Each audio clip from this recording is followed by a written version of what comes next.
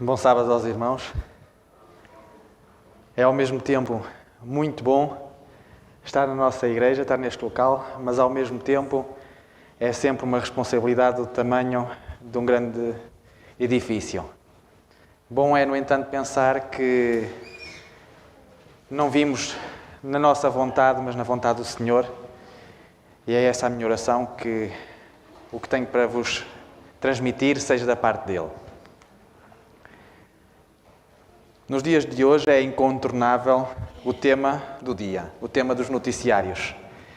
Fala-se muito do bichinho, números para trás, números para a frente, formas de transmissão, uns dizem mais grave, outros dizem menos grave. Isso está mais que falado. O que é pena é que há uma outra faceta bem mais importante que não é falada. E que essa sim, podemos ter a certeza que não há discussão.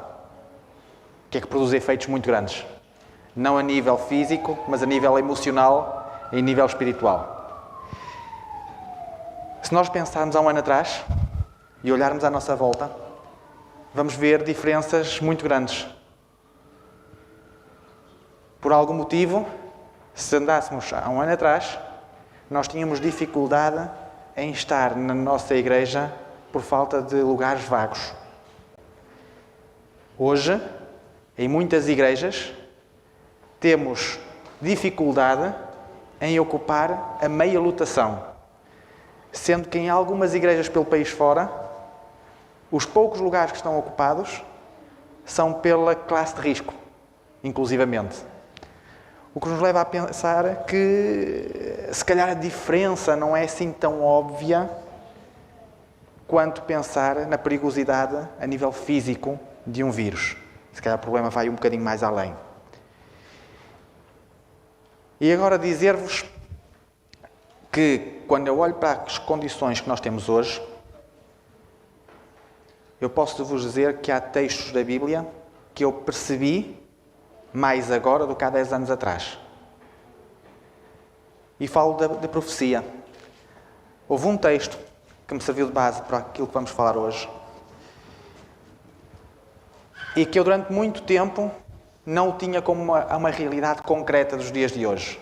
Neste momento já tenho um bocadinho mais e convidava a que pudéssemos abrir a nossa Bíblia. Será o nosso instrumento de estudo, como aliás deve sempre ser, no livro profético do Velho Testamento, no livro de Daniel, no seu último capítulo, capítulo 12.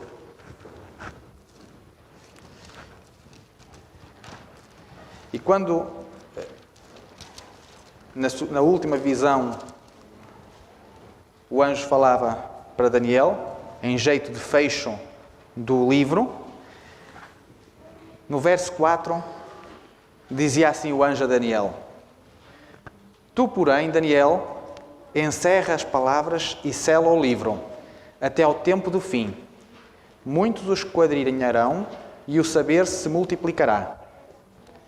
Esta é a versão Almeida. Outras versões dizem: muitos correrão de uma parte para a outra e a ciência se multiplicará. Este é um texto muito bem conhecido. Agora, posso-vos dizer que há 10 anos eu ficava pela parte da ciência se multiplicará e o correr de um lado para o outro passava-me um bocadinho ao lado. Quanto mais difícil seria para o profeta Daniel explicar aquilo que via, aquilo conforme o anjo lhe transmitia, quando na realidade dele não havia nada para explicar a forma como ele via a ciência a se multiplicar. Temos isso no livro de Daniel, temos isso no livro de Apocalipse, e pela Bíblia fora, sempre que se fala do futuro, há uma dificuldade do escritor em descrever aquilo que viria a acontecer. Se mais não pensarmos assim, como é que nos é transmitido a nova terra? Aquilo que o olho não viu, aquilo que ninguém sentiu, é isso que está à espera. Não há palavras. De igual forma, este texto, eu descobri o quão atual ele é quando vi, nomeadamente a versão inglesa, que usa um termo muito simples. E muitos correrão de e para. Diga uma coisa, onde é que nós conseguimos encontrar o de e o para? Os correios eletrónicos. Há 10 anos atrás, 15 anos atrás, isto era uma coisa que não tinha a dimensão que tem agora.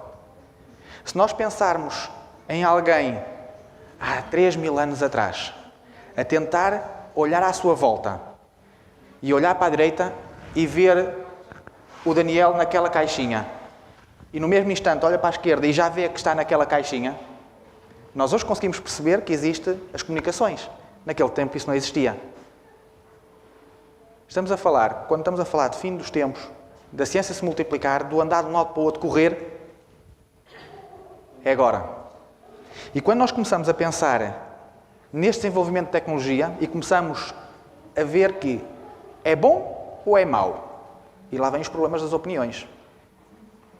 Sabem, eu falava isso na quarta-feira, todos os acontecimentos, sejam eles bons ou sejam catástrofes, e em especial aquilo que é catástrofe, pode ser encarado de duas formas.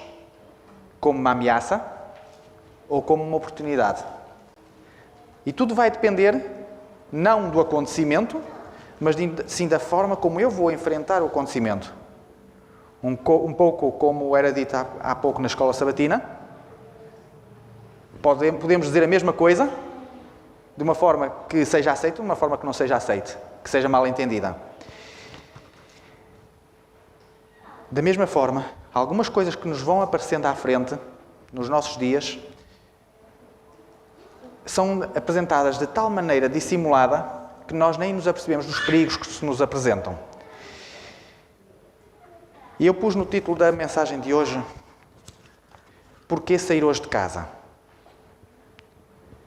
Porque é que hoje muitos de nós, quando chega ao sábado, preferem ficar no seu conforto? Há uns que ficam em casa porque assim são aconselhados, porque condições médicas assim o recomendam. Outros, por medo. Outros, por outras decisões. O que eu sei é que há um texto que todos nós sabemos de cor, e quando eu disser onde fica, muitos vão citá-lo, e, no entanto, aqui algo que aconteceu levou a quase que esse texto fosse dito por muitos, já não é bem assim. E esse texto está um bocadinho atrás, no livro de Salmos, no capítulo 122, no seu primeiro verso. Um texto bem pequenininho, mas que infelizmente, para muitos, está a ser corrigido. E diz apenas: alegrei-me quando me disseram, vamos à casa do Senhor. E eu trago hoje esta mensagem porque, efetivamente, para muitos, isto já não está a ser verdade. E se calhar é hora de pausarmos um bocadinho e pensar o que é que se passou. Quais são as verdadeiras razões. E então eu comecei a olhar para trás. O que é que se passou na nossa igreja nos últimos 5 anos, se tanto, não Espinho, mas igreja como um todo, que pudesse ser uma preparação do nosso inimigo para chegarmos a este ponto. E logo me veio à mente algo que foi distribuído de uma forma tão alargada, quer a nível da igreja, quer das redes sociais, e que levava para este caminho. Quem não se lembra de um vídeo em espécie de desenho animado, cuja conclusão era: a igreja não é um edifício, tu és a igreja. Este era o mote com que esse videozinho terminava. E foi muito usado, dentro, fora da igreja, para fazer ver que a igreja não é um edifício. Está verdade, está certo. Agora, quando eu digo, tu és a igreja, é uma verdade? Tem aspecto de verdade. É que a igreja não é uma pessoa.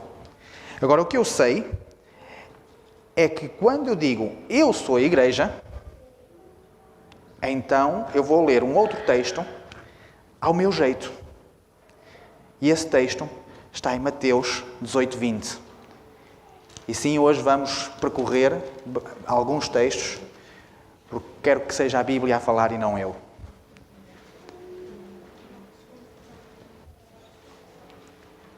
Mateus 18, 20 diz assim: porque onde estiverem 2 ou 3 reunidos em meu nome, eu estou no meio deles.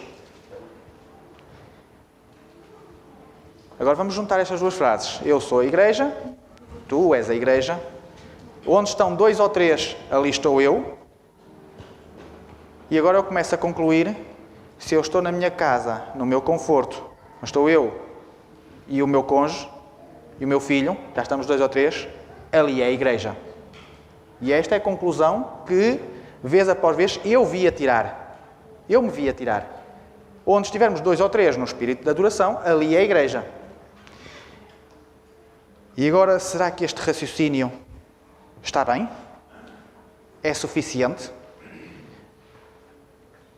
Eu vou pegar num texto que foi abordado aqui a semana passada pelo Bruno, na Escola Sabatina, mas gostava de usá-lo tal com a nossa imaginação. A nossa imaginação é um terreno muito fértil e que nos ajuda imenso. E tal como Cristo fazia, usar exemplos que nós conseguimos perceber torna as coisas mais simples. Um bocadinho antes, no livro de Mateus, à mesma, no capítulo 5, a partir do verso 14,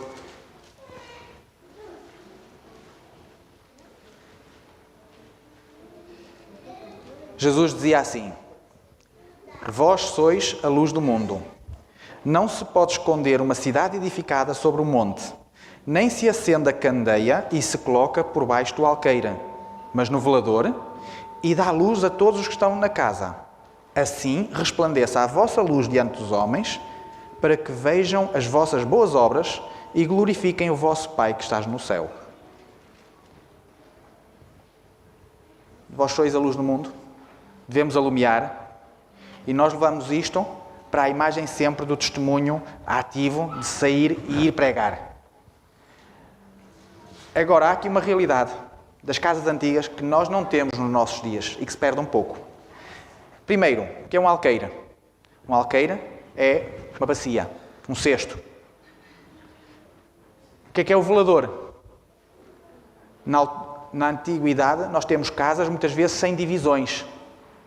Espaço amplo, onde todos vivem, e no prumo central, que serve para segurar o telhado, terá um apoio usado para colocar uma vela, uma candeia, que pudesse alumiar a casa toda. E uma vela era suficiente para alumiar a casa toda.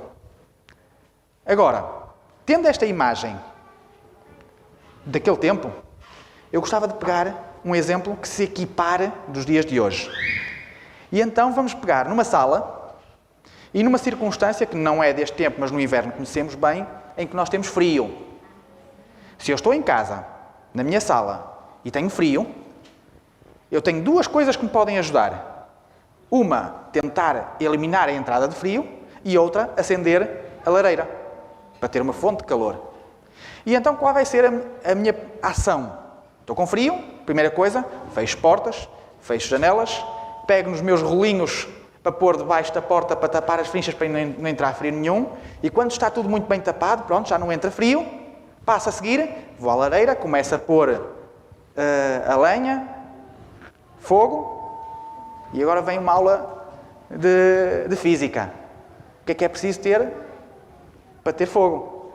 Preciso ter um combustível, preciso ter uma ignição e é preciso ter um comburente. É preciso ter madeira, é preciso ter um fósforo e é preciso ter ar. E eu, na minha casa, eu fechei tudo tão bem que eu, quando vou a chegar o fogo, aquilo não ata nem desata. O que é que falta? É que se eu quero ter calor, se eu quero iluminar, eu vou ter que abrir a janela. Mas se eu abrir a janela vai entrar frio. Não vai ser o frio a entrar, vai ser o calor a sair. E enquanto eu não abrir a janela, a lareira não vai acender. Mas quanto mais eu abrir a janela, mais o fogo vai estar atiçado. De igual modo, na antiguidade, todos sabiam que quando chegava à noite, enquanto eu tivesse a candeia acesa, a janela estava aberta. De tal modo que a rua toda, a cidade inteira, ficava iluminada com que luz? Com a luz que saía do velador de cada casa. Agora estão a perceber a luz do mundo? E a comparação com a candeia que está no velador? É quando eu acendo, quando Jesus está a dizer, vocês são como a candeia que é colocada lá no velador, não é só na vossa casa que estão a iluminar. Vocês estão a iluminar toda a cidade. Porque o estrangeiro que vai a passar na rua, é por essa luz que vai ser iluminado. Estão a ver uma diferença? Para o eu sou a igreja, eu fico na minha casa, se eu estiver na casa em espírito de adoração, está tudo? Eu tenho o local, eu tenho a ignição, que é a adoração. Onde é que está o meu comburente? Onde é que está o meu ar? Alguma coisa falta. Então surge a questão. Simples. Se assim é, porquê sair de casa? E eu gostava de percorrer algumas razões. A primeira razão é isto mesmo que tivemos a falar. Não é possível eu dar luz debaixo de um alqueire, fechado no meu canto. Alguma coisa vai estar a faltar. Eu próprio vou sentir que algo não está ali. Mas mais, temos uma segunda questão. E essa segunda questão chama-se exemplo. Quando eu for buscar à Bíblia o exemplo de como é que as coisas se passavam, vamos ver como é que é. E então vamos ao livro de Atos, em primeiro lugar, na igreja primitiva, como é que eles se comportavam em termos de igreja, onde é que eles se reuniam, como é que se reuniam. E então vamos a Atos, no capítulo 2, e no verso 42.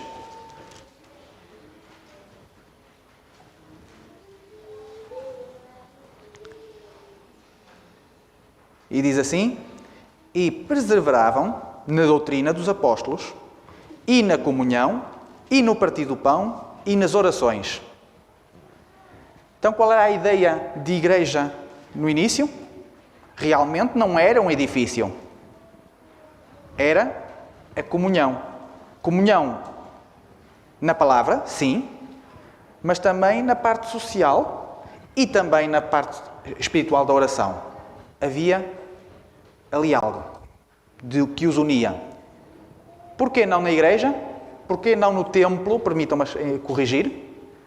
Eles também lá iam. Nós sabemos que diariamente os apóstolos, mesmo antes da descida do Espírito Santo, eles iam ao templo orar. Era hábito. E sabem porquê é que eles iam? A Bíblia da altura, nós sabemos qual era. A Bíblia da altura era o Velho Testamento.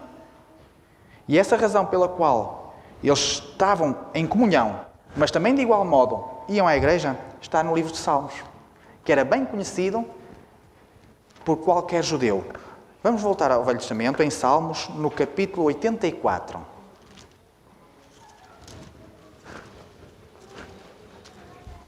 E no verso 4. Salmos 84 e no verso 4.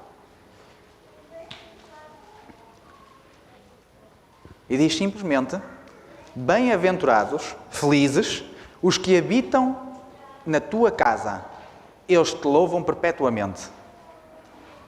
Ou seja, estão a ver o outro texto que lemos no início, de Salmos 122? Alegrei-me porque fui à casa do Senhor. Bem-aventurados, felizes são aqueles que habitam na tua casa. E para vos dizer, o habitar na casa não se dormia lá. Mas a partir do momento em que existe uma regularidade, como é que nós nos referimos muitas vezes aqui a esta igreja? É a minha igreja. Mas eu não moro aqui. Mas muitas vezes eu identifico-me a minha igreja. Porquê? Eu venho cá tantas vezes que começo a identificar-me e cuido como se fosse o meu próprio lar. Então, já temos dois motivos. Eu quero sair de casa, eu quero vir a uma igreja. Primeiro, porque preciso de ar, preciso de partilhar. Segundo, Porque foi esse o exemplo que me foi deixado. Agora também existe uma razão mais óbvia ainda. Eu vou à igreja, permitam-me dizer assim, porque Deus assim o diz. Deus diz? Diz sim, senhor. Livro, bem mais à frente, livro de Hebreus, no capítulo 10. E este, embora seja uma carta de Paulo, encontramos aqui algo que eu posso considerar profético. Porque, efetivamente, é para os dias de hoje, para aquele mesmo tempo de Daniel, do tempo em que andaremos a correr e que a ciência se multiplicaria, é aí que estamos a falar. Hebreus 10, a partir do verso 24. E diz assim, Hebreus 10, 24, consideremo-nos também uns aos outros para nos estimularmos ao amor e às boas obras. Não deixemos de congregar-nos, como é costume de alguns. Antes, façamos admoestação, e tanto mais quando vedes que o dia se aproxima. Em algumas versões, admoestando-nos uns aos outros, tanto mais importante quando se vai aproximando aquele dia. Primeira coisa, já era naquela altura hábito de alguns deixarem de se congregar, começarem a abandonar, começarem a ver que não vale a pena. 2. Quanto mais nos aproximamos daquele dia, que dia é este? Da volta de Cristo, do retorno do Mestre. É disto que Paulo está a falar. Quanto mais nos aproximarmos, mais importante é congregarmos. Para quê? Para nos admoestarmos uns aos outros. Porque sozinhos corremos o risco de começar a enverdar por caminhos um bocadinho mais tortuosos em que nós dizemos, não há mal nenhum. E devagarinho começa a ir, e se não tiver calçado com ombros amigos, vai ser mais difícil. E Deus sabia disso. E daí que deixa então este desafio. É preciso congregar. Agora a questão é, lembra-se de uma senhora chamada Lídia, no Novo Testamento? Onde é que era a igreja dela?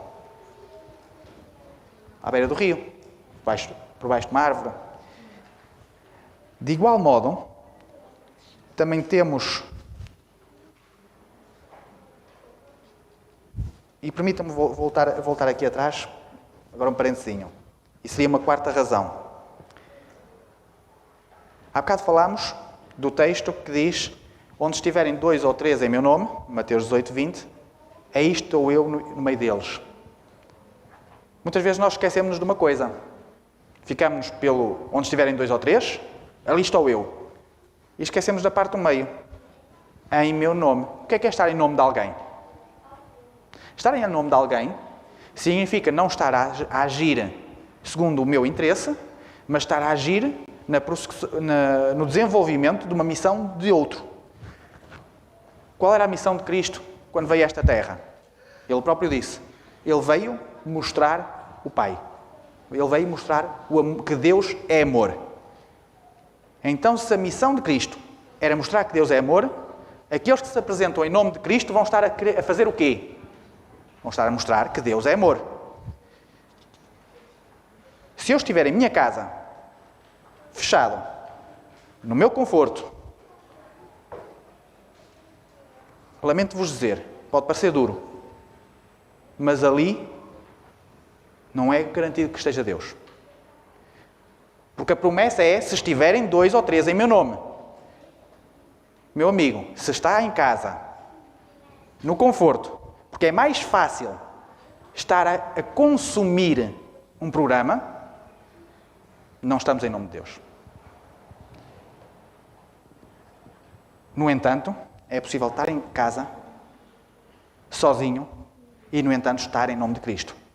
E nós temos esse exemplo redigido nas Escrituras, mas vai ser bem fácil perceber o porquê da imagem que eu dava há bocado. Vamos voltar para trás, o livro de Daniel, já lá estivemos. Daniel, no capítulo 6.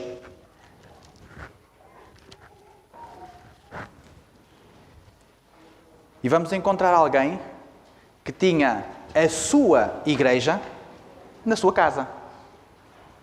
E estava sozinho. mas, no entanto, tinha comburente de sobra. Daniel, no capítulo 6 e no verso 10, e diz assim: Daniel, pois, quando soube que a escritura estava assinada, entrou na sua casa. Ora, havia no seu quarto janelas abertas para a banda de Jerusalém. E 3 vezes no dia se punha de joelhos e orava e dava graças a Deus diante do seu Deus, como também antes costumava fazer. Repararam no pormenor? Como é que estavam as janelas? Abertas. E estavam abertas porquê? Porque havia assistência. Sabem o que é que isto me lembrou logo? É que quando éramos mais novos, e quem é jovem há mais tempo, ainda mais significado isto tem, o simples facto de nós virmos para a igreja, a maior parte do testemunho era dada quando? Na rua, quando eu vinha com a Bíblia debaixo do braço. Porque todos me identificavam como sendo alguém que ia fazer algo diferente. Não estava apenas a passear durante o fim de semana. Daniel, sob risco de morte, de um decreto, um risco de vida real, e ainda assim, ele não deixou de ir à igreja, tendo como companhia, inclusivamente, pessoas que lhe queriam mal. Mas ele continuava a ir. Sabem, nós somos seres sociais, quer queiramos, quer não. E quando nos fechamos no nosso canto, nós estamos a retirar um elemento fundamental. Quando Deus criou os céus e a terra, quando terminava a criação, no 6º dia, Ele simplesmente disse: não é bom que o homem esteja só. Porque sabia que isso traria problemas. E surgiu a criação da mulher.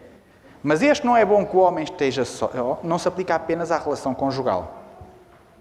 Até porque, bem pouco tempo depois, o pecado entrou no mundo.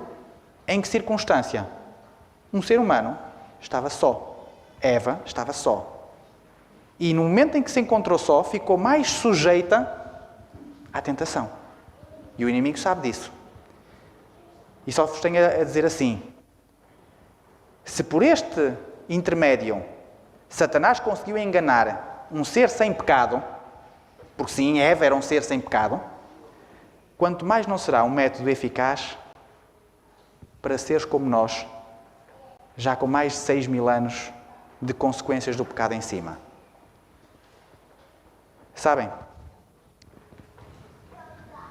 Como dizia o Bruno a semana passada, nós somos ovelhas. E nós não somos, a maior parte das vezes, não somos muito inteligentes. Ou não somos mesmo nada inteligentes. E esquecemos que a segurança está em estar no rebanho. E num rebanho que siga todo o mesmo pastor. Mas ainda assim, nós teimamos em dizer: não, mas eu tenho o meu conforto. E depois vem a parte difícil, que é a parte que nós somos tremendamente bons, que é o pôr desculpas. E esta era a quinta razão de vir à igreja, sobre a forma de alerta. É que nós estamos no momento, como começámos, do momento do Covid. E então eu começo a dizer: bem, eu não vou à igreja, porque eu se calhar vou chegar lá, não vou ter o meu lugar do costume, e eu só gosto de estar naquele cantinho. Portanto, eu fico aqui que ao menos estou confortável. Ou então, eu não vou, porque se eu chegar lá e não tiver lugar, vou ter que ir para o piso de baixo, é mais desconfortável, portanto, prefiro não ir. Não tem as condições. Eu não vou, porque vou ter que estar a usar uma máscara, e é desconfortável. Já não é um motivo de alegria por si só. E começo 1, 2, 3 e 4 desculpas. Atenção, refira-se, eu não estou aqui a falar de razões objetivas de alguém que não vem aconselhado por um médico porque está doente. Porque esses que estão doentes, se calhar o sentimento que vai no coração é: quem me dera que isto passe muito rápido, porque eu quero voltar. Eu falo de pessoas plenamente saudáveis e que começam a colocar questões. E agora, quando eu começo a comparar estas minhas dúvidas todas, eu não vou porque não vou ter o conforto suficiente, Primeira coisa, se o objetivo é ouvir uma palestra com muita qualidade e com muito conforto, lamento dizer, mas este não é o sítio ideal. Temos casas da música, centros de congressos, tem palestrantes muito mais eloquentes e com muito mais conforto. Primeiro. Segundo, nós quando vimos para aqui, nós todos declaramos que somos cristãos. E um cristão é aquele que se declara ser discípulo, aquele que se declara ser imitador de Cristo. Agora digo uma coisa, quando Cristo veio a esta terra seguir a sua missão, o que é que ele fez?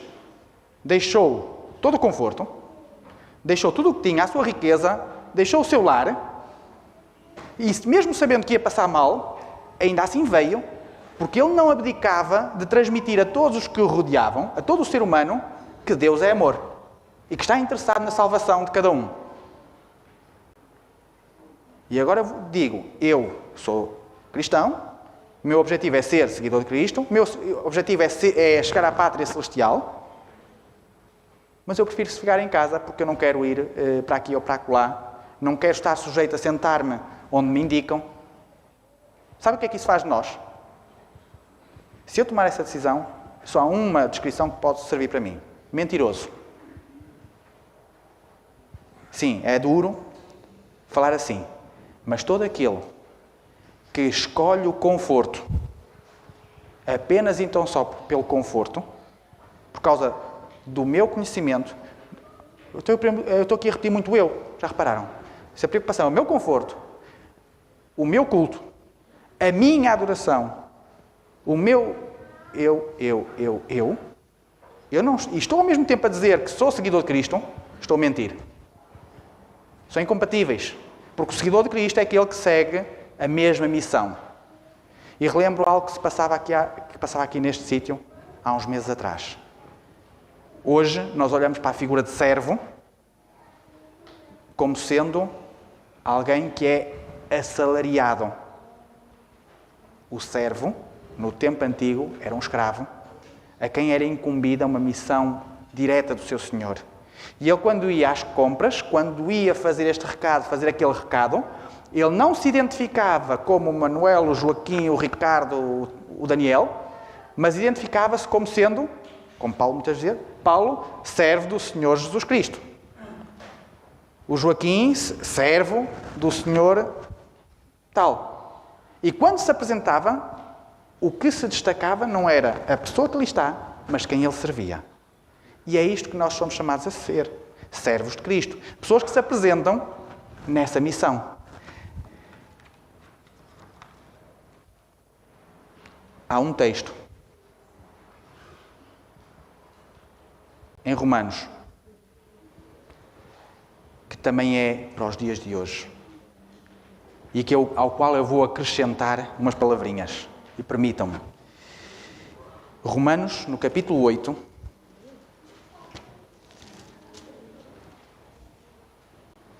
Paulo, quando está a falar daquilo que foi o que Cristo fez, daquilo que Cristo conquistou e daquilo que é a vida na igreja, a vida comum de igreja, ele diz nos versos 38 e 39, é uma declaração de vitória. Porque eu estou bem certo que nem a morte, nem a vida, nem os anjos, nem os principados, nem as coisas do presente, nem do porvir, nem os poderes, nem a altura, nem a profundidade, nem qualquer outra criatura poderá separar-nos do amor de Deus que está em Cristo Jesus, nosso Senhor. Permitam-me acrescentar, não há nenhum vírus, não há nenhuma calamidade, não há nenhuma tecnologia que me pode fazer separar do amor de Deus. Onde é que está o fator de decisão? O fator de decisão é se eu vou me afastar ou não. Meus irmãos, aquilo que fiquem, muitos de nós temos em dado momento de ficar em casa, por muitas e variadas razões. Mas lembro-vos uma coisa, não há adoração sem a partilha, sem o serviço. Não há adoração sem a janela aberta. Não há adoração, não há luz do mundo quando está por baixo do alqueire. Perdoem-me se eu estou a ser um bocadinho frontal e um bocadinho duro. Mas no momento em que estamos de fim de férias, estamos-nos a aproximar de mais vagas possíveis de Covid, de momentos em que nos aproximamos a passos largos do fim do mundo. É momento de pararmos e pensarmos o que é que nós estamos a fazer enquanto membros da Igreja. Nós não somos a Igreja. Nós somos membros de uma Igreja da qual Cristo é a cabeça. A Igreja é comparada com um corpo, do qual Cristo é a cabeça. E se nós nos identificamos uns aos outros como membro de Igreja, o que é que isso quer dizer? É que um membro, uma mão, um pé, age sob comando de quem? Sob comando da cabeça. Onde quer que o corpo vá, onde quer que o corpo esteja, ainda assim está sob o comando da cabeça. E esse é o desafio para os dias de hoje. Sabermos qual é a nossa missão. Tenho que ficar em casa? O que é que eu estou a fazer pelo meu próximo? O que é que eu estou a fazer pelo meu vizinho que está do outro lado? Quantas vezes estamos em prédios em que eu não conheço quem está à direita, quem está à esquerda, quem está por baixo? E consigo não aproveitar esse momento em que sou obrigado a estar em casa, em que estou num eventual confinamento, e se calhar nem o telefone uso. E muitos estão em casa, simplesmente sedentos de receber uma chamada. Não há adoração sem o ar, sem a comunicação. E tal como acontecia com a luz naquele velador, é quando a janela se abre, é quando eu partilho a minha luz, que a minha chama vai ser acesa.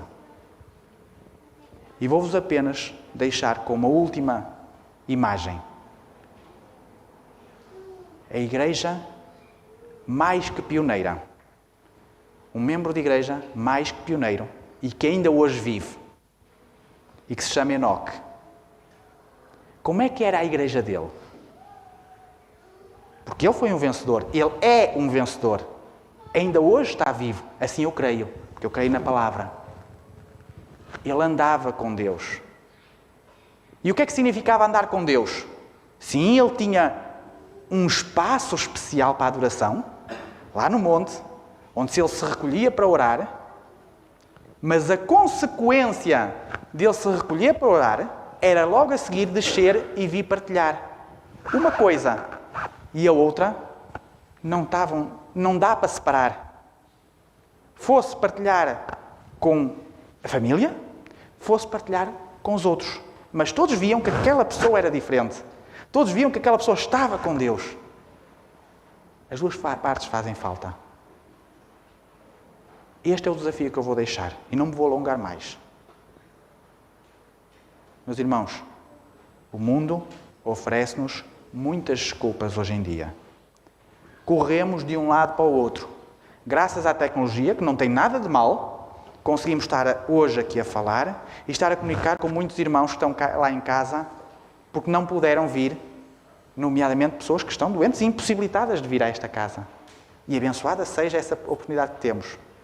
Agora, cada um de nós, dos que estivemos aqui, e cada um dos que estão lá em casa, queremos ser cristãos? Queremos ser discípulos de Cristo? Então não vamos ser mentirosos. Vamos fazer alguma coisa. E o fazer alguma coisa é partilhar, abrir as nossas janelas. Ainda que estejamos sozinhos como Daniel estava, ainda assim, quem estava à volta dele identificava aquela pessoa como sendo diferente. Qual foi o prémio de Daniel? Tantos anos esteve exilado, mas entrou como escravo e não viveu como escravo. Ele viveu como primeiro-ministro em 2 impérios distintos. Porquê? Porque a adoração dele não ficava só para ele. Os momentos de partilha entre ele e Deus não era só entre ele e Deus, era entre ele, Deus e todos os que o rodeavam.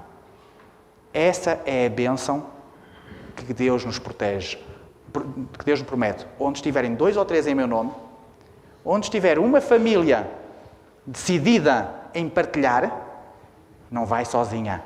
Eu estou lá. Essa é a nossa força. Que Deus vos abençoe.